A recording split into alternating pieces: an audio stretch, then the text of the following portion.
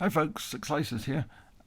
If you watched my last video on this little knife, you'll know that I promised a video as a return on the open tag of J.O. Ventures Outdoors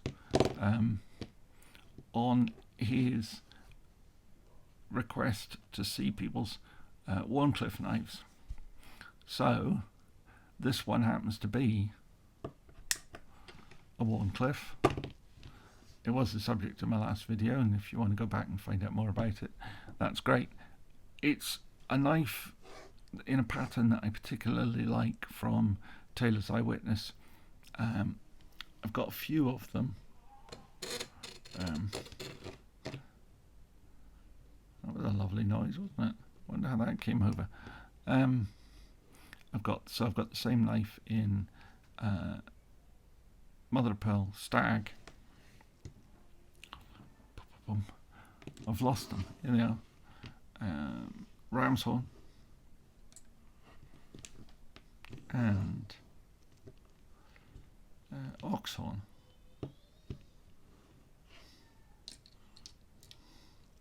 Now they're a pattern that's very, very old.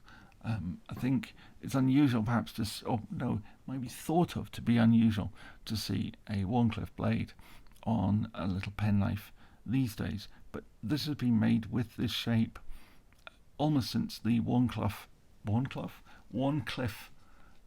blade came about. Now I'm not going to go over the story of Lord Cliffe because J.O. Ventures did it, and if you want to hear the story of how he brought the knife to Rogers and Rogers brought it to the market and how successful it was, then that's the place to look. But the original, I believe the original pattern for which the Cliffe was used was the Ettrick. Now, funnily enough, Ettrick is another lord, although he's a Scottish lord. Napier and Ettrick. Now, Napier and Ettrick has a seat in the House of Lords of Great Britain, but it's a title relating to an area in Scotland. So no point in keeping all of these knives out because we're going to end up as my usual complete clutter. So we'll just keep these two and we'll push them up a little bit. So there's two. Now the Ettrick pattern, now this particular one is by Michael May. Again, it's in stag. You may find a theme here. I like stag. This one is with double brass bolsters, which is quite nice. I have another Michael May one, which also has the double brass bolsters, but this sort of brings up an interesting question, because what actually is a Cliffe? Now, the Cliffe blade really by definition has a straight edge, a curve to the back of the blade coming to a sharp point. So this, although it's an Ettrick pattern, isn't really a Cliffe because it's got a slight curve to it, which is what's called a peach pruner. Often, I sometimes think it's easy to say that this is what things are called, but they may be colloquialisms. But I've got other Ettricks which just have the Cliffe blade, and I've got two here by Arthur Wright, and I have one here by Stephen Cocker. Now, I saw there was a video of Stephen Cocker's the other day which I shared on my channel of him making a knife, and it's as close to the old Little Messes as you will get today. Now, this has a Cliffe blade without a doubt. Just put this up here. It's a nice polish, and I don't know how he does it, but he gets some of the best stag going. This real sort of popcorn stag. And the Michael May stag isn't bad, but this is amazing. Probably less said about the stag from Arthur Wright's the better. But when you compare them price wise, Arthur Wright Stag does come in rather cheaper, so I suppose one gets what one pays for. And again, the Arthur Wright ones have incredibly strong back springs, which are all very well, but in fact, actually, I'll correct that. They have incredibly tight back springs, not necessarily strong.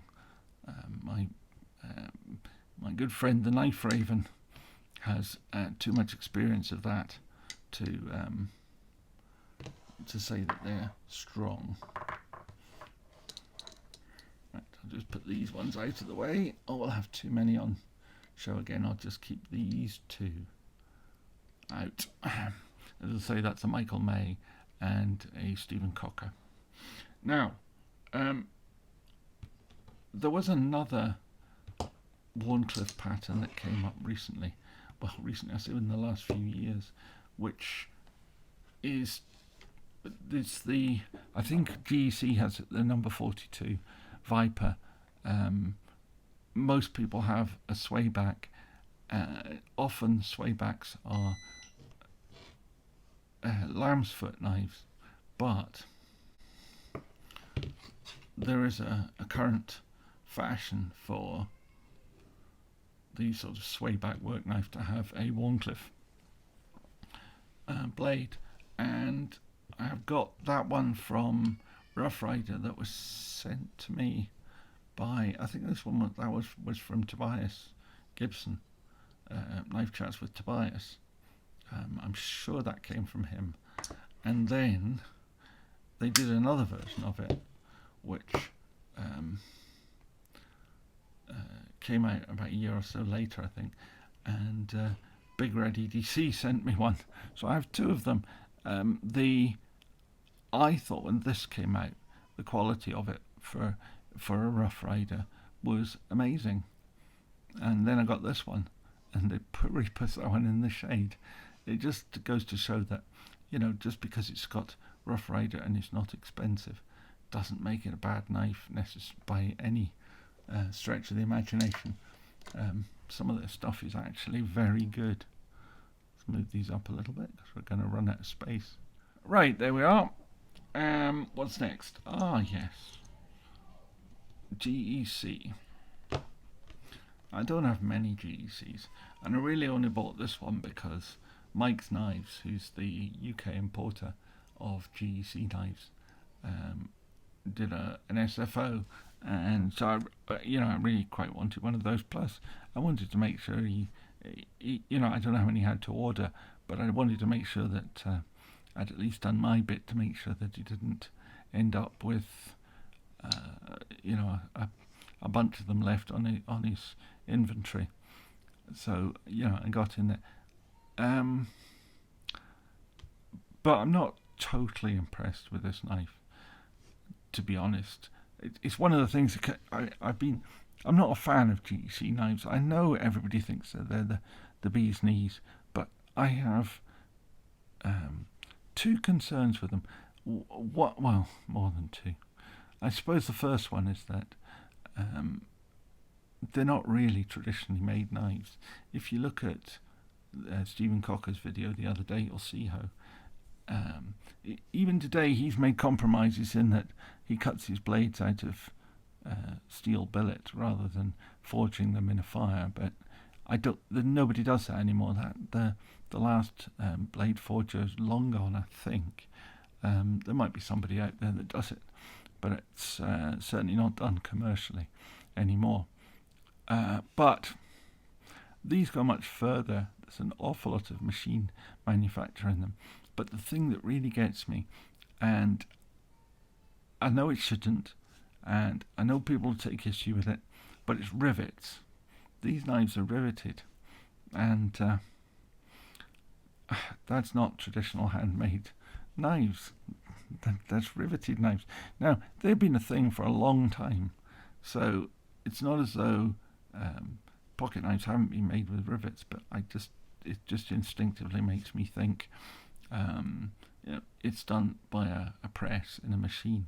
It's not done by a man with a hammer on a steady, hammering them in. But yeah, you can tell me I'm wrong, because I probably am. The other thing I don't like about GECs is the sort of the bubble aspect of them. If you buy them from the factory, they're relatively inexpensive, but the minute you've bought them, they tend to, the second-hand market tends to go a bit wild. I don't think these have gone wild, because I think you can still buy these brand new. But this is a Cliffe. It has a half stop. But this is the other thing with GEC. They are supposed to be absolutely perfect, the best ever. Well,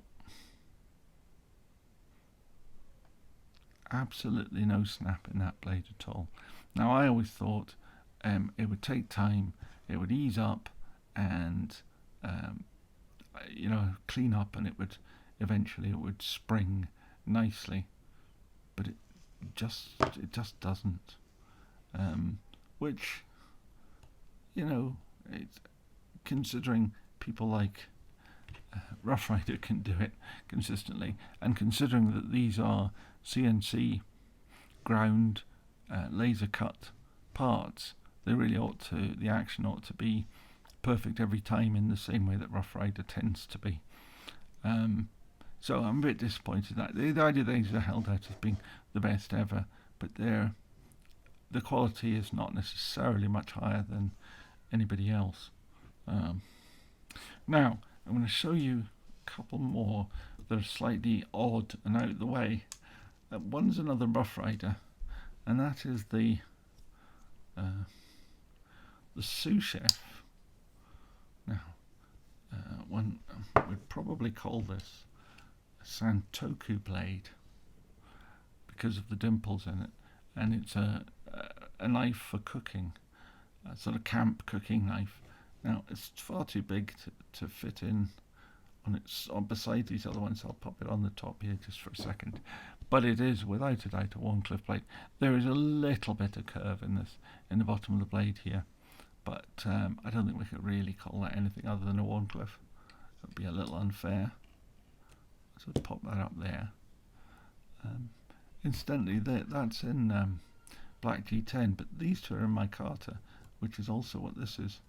I kind of like micarta for modern knives, but my traditionals, I know micarta's been around a long time, but I tend to go for natural materials.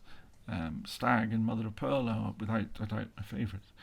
Now I'm going to show you one little knife that I think is it's just funny. Now, let's have a look at this. So I can pick it up without dropping it, it'll be good. Now that is without a doubt a Cliffe blade. It's straight, the back's curved, comes to a point. Except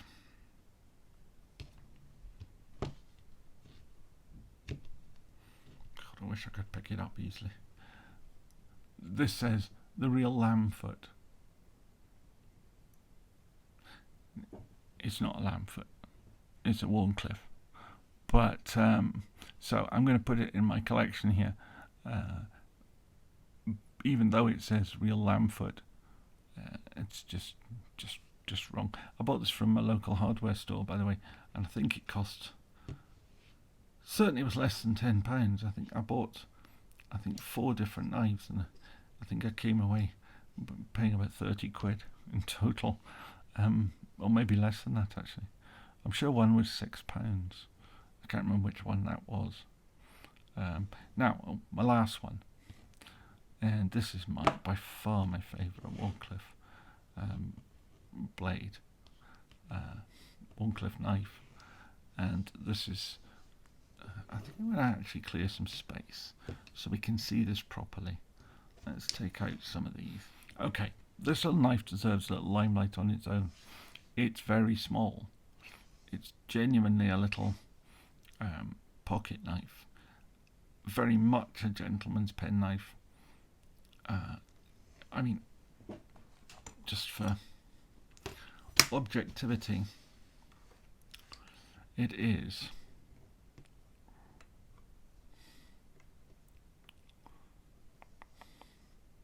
3.5 inches long, but it's also very narrow, very tight.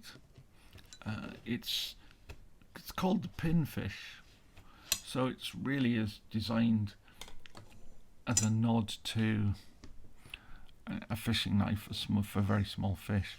But to be honest, I think in its very plainest form that could be the case, but this is far from plain.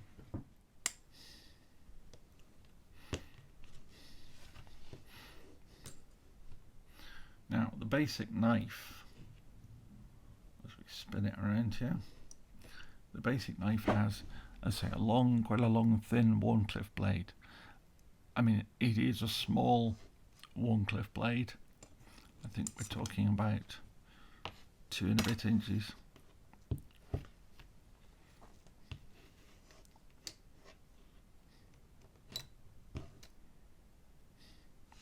Cutting edge of 2 5/8, overall length of 2 13/16, something like that. But it's also thin this way and this way. This has a BT34 blade. I think that's what the steel is. Which I've never come across before, but it's used by a number of custom makers. And this is a full custom knife by any standards. It's made by a guy called Brittain, who works in New Jersey, in America. So I don't normally buy American knives. I mean, I know you've got 2 on view here, but I don't generally. But this one came up on Congi's knife sales, which if you're in the UK and you want to find real good bargains, because this was a real good bargain on Congi's. It's signed by Brittain. I traded the Herman Sting for this, which might just sound, even when I say it, it sounds slightly bizarre to me, but I think I got the better end of the deal. We've got the basic knife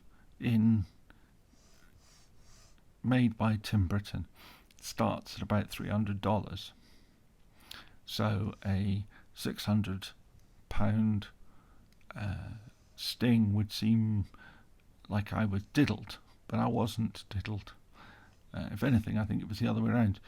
Once you've added on the stag, and more importantly, the engraving on the bolsters, these are deeply engraved bolsters and set with 24 karat gold, and that's done on both sides. And I've done a video on this knife. I can't remember the name of the guy that did the engraving. It's not something that Brittain does himself. He has that done, and the cost of that is as much as the knife. So when you put it all together, if you wanted to order one of these from Brittain, you'd be talking about a good $600, possibly more. And I don't know what his waiting list is like and so forth. But this is a beautiful little knife, and much as it's really small, it's one of my most used knives. And the reason for that is it is very, very sharp and stays very, very sharp. I've never sharpened it, but it's still an absolute razor blade of a knife. And I mean, I don't go out chopping wood with it or anything like that, but if you want to cut something and you want a sharp blade, this is a true scalpel of a thing. And it holds its edge like that. So I've used it a lot as a result. It's currently not in the rotation, but only because I brought it through here. I can't remember what I brought it through for something. I can't remember what I wanted it for a video I was planning on doing or thinking of doing or whatever, which I don't think I ever actually did. And so it's been here and not through in the kitchen, which is where I have most of my knives. I use one in my pocket, but the rest are all scattered about the kitchen because that's where I spend most of my time. So anyway, this Brittain Wharncliffe, it's my favourite of all my Wharncliffes. and the Warncliffe is a pattern that I like. I've got probably more sheep's foot and lamb's foot knives, but I think sometimes the difference between one and the other is very, very slim, and some people just get it completely wrong. But you've seen most of my Warncliffes. I think I've probably got one or two kicking around. It always happens, but I've got far more lamb's foot and sheep's foot blades, and sometimes, as I say, it would be hard to see where the crossover comes from one to the other. It's really just about where this curve comes in the blade. If it comes later in the blade with more of a straight back and then a steeper curve, then it's going to be a sheep's foot or a lamb's foot or a ram's foot or whatever. But if the curve really just starts and there's no discernible corner that it turns, then I think it's probably a Warncliffe. Both have straight edges. Anyway, it's way too long. I said when I said I'd have a go at this video, I said it'll end up too long. But there we are. Thank you very much. If you watched this far, please give it a thumbs up. And if you watched this far and found it interesting enough, you really must subscribe. No excuse not to. And remember to ring the bell if you want notifications. Thank you very much. Goodbye.